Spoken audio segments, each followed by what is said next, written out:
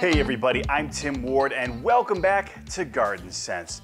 Folks, it was a real busy week last week in terms of emails, but a lot of them, again, really kind of dealt with the same topic, which is overseeding. Now, we're actually going to get really into the overseeding process on next week's episode. So we picked out a couple of questions for today that don't necessarily deal with seeding, but we think are equally as important. So buckle up everybody, let's jump right in. The first question is from Ed. Tim, I noticed that the lawn calendar has been modified. It appears that the spring application of VPG Fertilome has been replaced with Bonide Weed Beater Ultra. Why the change? So we made this transition about a year ago, and really there are two primary reasons that we switched out these products. First, Bonide's Weed Beater Ultra will kill a little bit more weeds in terms of just the sheer volume of weeds listed on its label than the Fertilome product Weed Free Zone. The second reason is the price point. Weed Beater Ultra is a couple of bucks less expensive. So those 2 points alone in our book made it simply a more effective product to use. Now, we didn't make this change lightly. We actually test out these products and try to compare the results as best we could. And again, we felt that Bonide's Weed Beater Ultra was simply the better product. Now, if you like Weed Free Zone, folks, we still sell it. It's a good product. I'm not trying to knock it in any way, but the question was, why did we swap it out in terms of our lawn calendar? That's the primary reason. It kills a few more weeds and there's a better price point. Now, for those of you who maybe haven't checked it out yet, head over to rosensonline.com.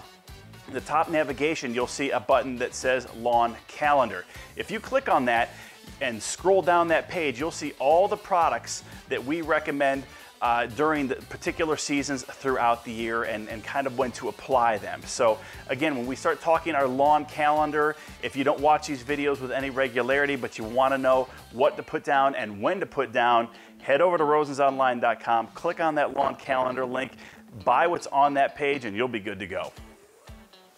The next question is from Jim. Good morning, Tim. My rear lawn struggles even with the extra TLC, water, turf truss, kickstart, etc. It gets full sun about 50% of the time, and there are trees nearby with roots. Had aeration done in May.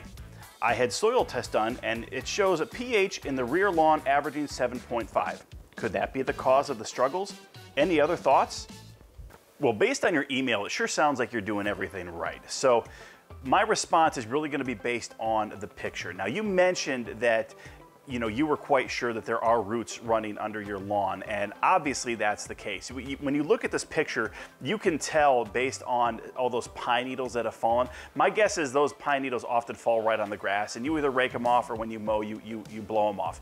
What's probably happening is, again, those roots are just interfering with the overall root production and root health of that particular area of your lawn. And so the grass is naturally gonna struggle. The other thing that could be going on here is because you said it only gets about 50% sun, it may just be time to actually put down some type of a shade mix in the area, which again doesn't require as much sun as some of the other seed varieties out there, and it may thrive a little bit more. So again, I would continue to do what you're doing. Again, you can't really do anything about the tree roots unless you're going to remove the tree, and obviously that's not something you mentioned, and it's not something that I would recommend. So short of just dealing with it, I would actually look at maybe trying to put in a shade seed mix or a partial sun shade seed mix and see if we can't get maybe a different type of grass established in the area, because again, you're doing everything else right. There's nothing I would change there.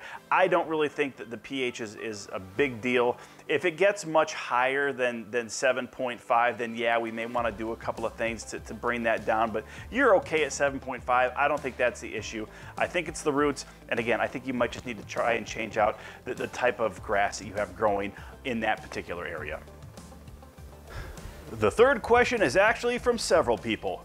Tim, how do I get rid of bamboo? So every now and then we might get an email from someone asking about how to take care of bamboo. Last week alone, I got 4 separate emails about how to deal with bamboo. So I felt that instead of reading off each individual question, let's cram them all under one question here, because you guys want to know how to get rid of bamboo. Well, I got some bad news for you. It's tough to get rid of. Now, the first thing you want to consider doing is you got to put down some type of a non-selective to try and kill it as best as possible. Now, you got to be careful with non-selectives because it's going to kill any plant that it touches. So make sure that when you're spraying or when you're putting it down, you're being, again, very selective in terms of only putting it on the bamboo if you can.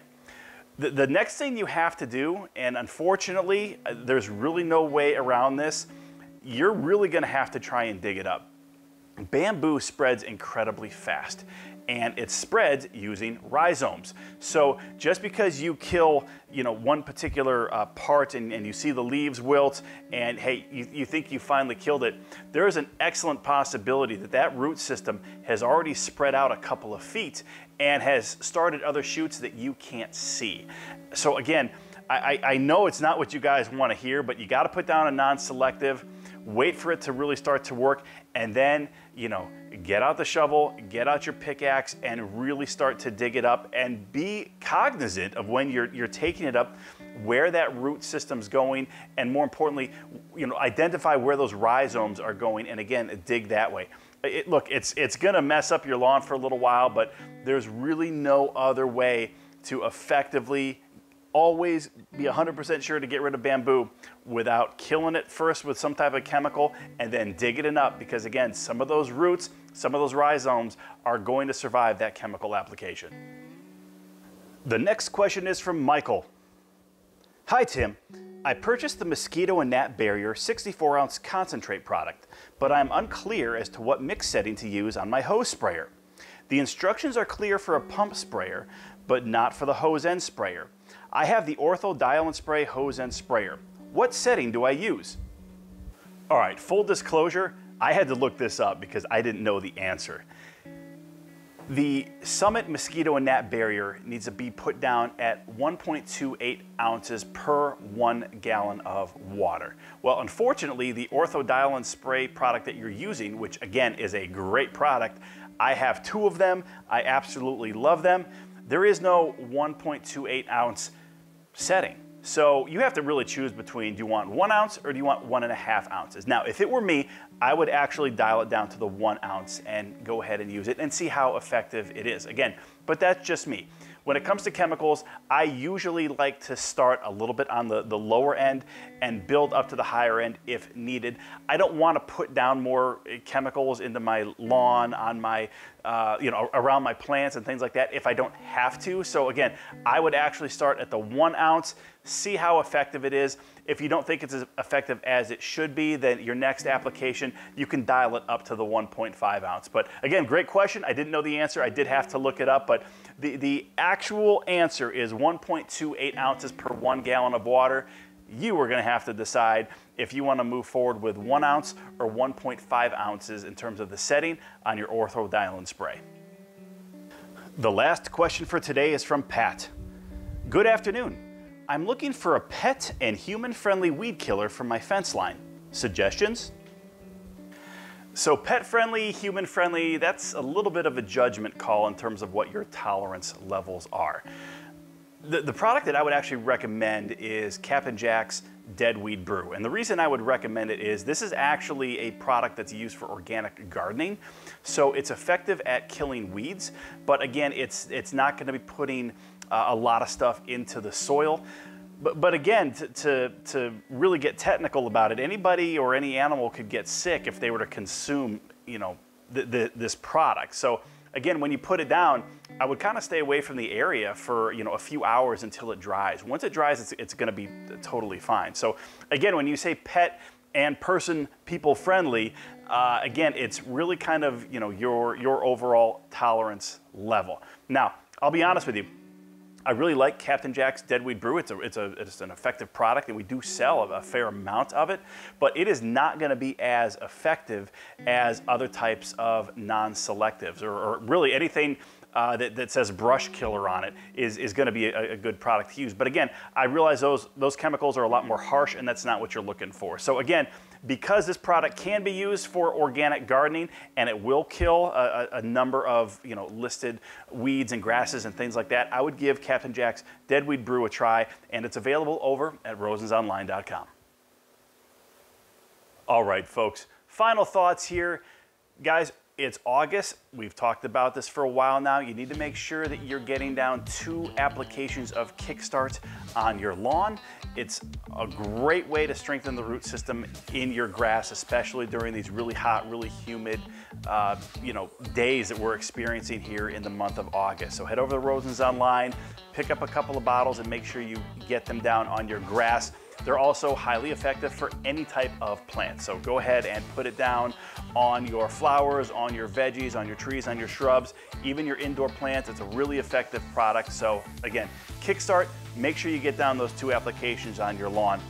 If you're gonna be overseeding, you need to make sure that you're starting to look at killing those weeds right now. Mid-August is really when you want to start, assuming you're going to start that overseeding process around Labor Day, give or take a couple of days. So again, if you look at our lawn calendar and based on the question earlier, we recommend Bonide's Weed Beater Ultra in terms of how to kill those weeds, but we do sell a number of other products. So again, head over to rosensonline.com, click on the weed control products section, and you're going to see a number of products that you can use for killing weeds during the month of August in preparation for that overseeding.